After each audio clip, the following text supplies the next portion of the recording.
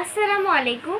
আমি রওনক আবৃত্তি করছি কবি নির্মলেন্দু গুণের রচিত কবিতা বৃষ্টি।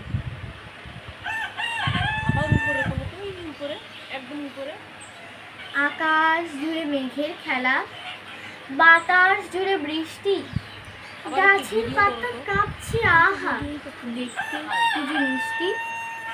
কলা পাতায় বৃষ্টি বাজে, ঝুমুর নাচে নর্তকী। বৃষ্টি ছাড়া গাছের পাতা এমন করে নড়ত কি? চিলি কোঠায় ভেজা শালিক আপন মনে সাজ করে, চঞ্চু দিয়ে গায়ে ভেজা পালকগুলি ভাঁজ করে। হাসিরা সব সদল বলে উদাস করা বৃষ্টিতে, উঠানটাকে পুকুর ভেবে সাঁতার কাটে বৃষ্টিতে। আকাশে তো কাঁদছে কেন, কেউ কি তাকে গাল দিল? ছিচকা দূরে মেঘের সাথে গাছগুলো কি তাল দিল? সকাল গেল, দুপুর গেল, বিকেল হয়ে এলো কি? আচ্ছা মা, তুমিই বল, মেঘের আজ পেল কি?